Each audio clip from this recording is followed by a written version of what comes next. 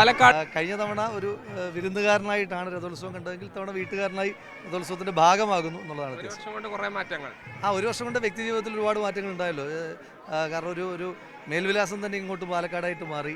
പാലക്കാട് കൽപ്പാത്തി രഥോത്സവത്തിന്റെ ലഹരിയിലാണ് എന്നോടൊപ്പം ഉള്ളത് പാലക്കാട് MLA രാഹുൽ മാങ്കൂട്ടത്തിലാണ്. രാഹുലിന്റെ രണ്ടാമത്തെ രഥോത്സവമാണ്. രണ്ടാമത്തെ രഥോത്സവം, രണ്ടാമത്തെ തേരാണ്. അത് കഴിഞ്ഞ തവണ തേരിൻ്റെ സമയത്തായിരുന്നു തെരഞ്ഞെടുപ്പിൻ്റെ ഒരു മാമാങ്കം.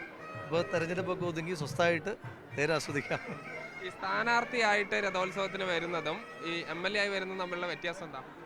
വ്യത്യാസം ക്ഷേത്രവുമായി ബന്ധപ്പെട്ടോ രഥോത്സവവുമായിട്ട് ബന്ധപ്പെട്ട വ്യത്യാസമില്ലെങ്കിലും കഴിഞ്ഞ തവണ പലരെയും പരിചയപ്പെടുകയായിരുന്നെങ്കിൽ ഇത്തവണ വരുമ്പോൾ പല കുറി കണ്ട് പരിചയിച്ച അടുപ്പമുള്ള പേരെടുത്ത് വിളിക്കാൻ കഴിയുന്ന ഒരുപാട് ആളുകളെയും വീടുകളും ഒക്കെ ഉണ്ട് എന്നുള്ളത്.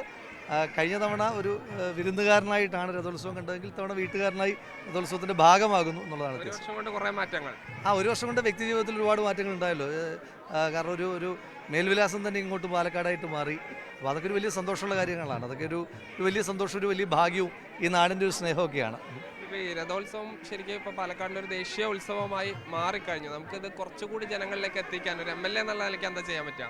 അല്ല, സത്യത്തിൽ രഥോത്സവം പാലക്കാടിൻ്റെ മാത്രമല്ല, കേരളത്തിൻ്റെ ആകെ അല്ലെങ്കിൽ ദക്ഷിണേന്ത്യയുടെ ആകെ ഉള്ളൊരു വലിയ ഉത്സവമാണ്. അപ്പം അതിന് മത, ജാതി, വർഗ, വർണ്ണ, ഭാഷാ വ്യത്യാസങ്ങളില്ലാതെ നിങ്ങൾ ഇവിടെ ഒന്ന് നോക്കിയാൽ കഴിഞ്ഞാൽ തന്നെ പല സംസ്ഥാനത്തെ ആളുകളെ, പല ജില്ലയിലെ ആളുകളെ കാണാം. പക്ഷേ സത്യം പറഞ്ഞാൽ ഇന്നത്തെ ദിവസം ഈ ദേവരഥ സംഗമമൊക്കെ വൈകുന്നേരം നടക്കുന്ന സമയത്ത് പാലക്കാടുകാർ കുറവാണ്. കൂടുതലും ഇന്ത്യയുടെ വിവിധ ഭാഗത്തുനിന്ന് വരുന്ന മനുഷ്യന്മാരായിരിക്കും. അപ്പോൾ അതുകൊണ്ട് പാലക്കാടിൻ്റെ ഒരു മേൽവിലാസമായി കൽപ്പാത്തി രഥോത്സവം മാറുന്നുണ്ട്.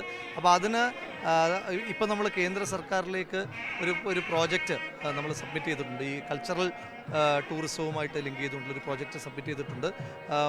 ശ്രീ ഷാഫി പറമ്പിലിൻ്റെ കാലത്ത് ശ്രീ VK ശ്രീകണ്ഠൻ ചെയ്തുകൊണ്ടിരിക്കുന്ന ആ പ്രവർത്തനങ്ങളുടെ എല്ലാം തുടർച്ച ഈ ഒരു വർഷക്കാലം കൊണ്ട് നമുക്ക് റോഡുകളായി, അടിസ്ഥാന സൗകര്യങ്ങളായിട്ടുമൊക്കെ ഇവിടെ ചെയ്യാൻ കഴിച്ചിട്ടുണ്ട്. പക്ഷേ അതിനൊക്കെ അപ്പുറം ഒരു വലിയ മാസ്റ്റർ പ്രോജക്റ്റ് നമ്മൾ കേന്ദ്ര ഗവൺമെൻറ് സമർപ്പിച്ചിട്ടുണ്ട്. ചുവന്ന ജുബയൊക്കെയാണല്ലോ. അല്ല, ഒരു സത്യത്തിൽ ഈ ഉത്സവങ്ങൾ, പെരുന്നാൾ എന്നൊക്കെ പറയുന്നത് ആഘോഷങ്ങളുടെ, വർണ്ണങ്ങളുടെ, സന്തോഷത്തിൻ്റെതാണ്. അപ്പോൾ നമുക്കൊക്കെ വ്യക്തിപരമായിട്ട് ഒരുപാട് സങ്കടങ്ങളും പ്രയാസങ്ങളും ഒക്കെ നമുക്ക് എല്ലാവർക്കും ഉണ്ടാകും. അതെല്ലാം മറക്കാനും നമുക്ക് കുറേ നേരം നന്നായി സന്തോഷിക്കാനുമുള്ള വളരെ കളർഫുള്ളായിട്ടുള്ള മൊമെൻറ്റ്സാണ്. കൽപ്പാത്തി ഭയങ്കര കളർഫുള്ളാണ്. അപ്പോൾ ആ കളറിനോടൊപ്പം ഇവരുടെയൊക്കെ കൂടെ പിടിച്ചിരിക്കാൻ വലിയ പാടാണ്. അതിനോടൊപ്പമുള്ള ശ്രമമാണ് നടത്തുന്നത്. നിങ്ങളുടെ നോക്കിയാലും മതി, ഇന്ന് കാണിച്ചാൽ മതി. ഇതിനകത്ത് ഇല്ലാത്ത കളറുകളില്ല. ആ ആളാണ് എന്നോട് പറഞ്ഞത്.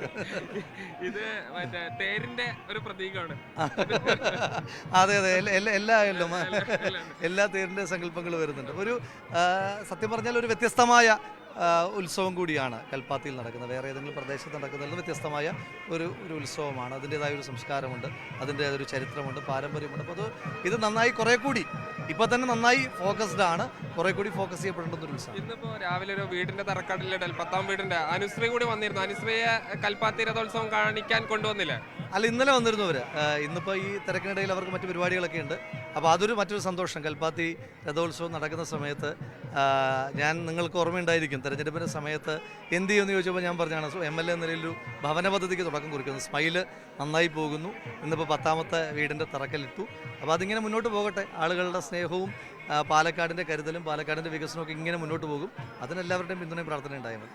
എന്തായാലും കൽപ്പാത്തി രഥോത്സവത്തിന്റെ വൈബും അങ്ങനെ ശക്തമായി തന്നെ മുന്നോട്ട് പോയിക്കൊണ്ടിരിക്കുകയാണ്. ഇന്ന് വൈകുന്നേരമാണ് ദേവരഥ സംഗമം നടക്കുന്നത്. ഷിജു ചിറ്റൂരിനൊപ്പം സാജിദ് അജ്മൽ, മീഡിയ 1 പാലക്കാട്.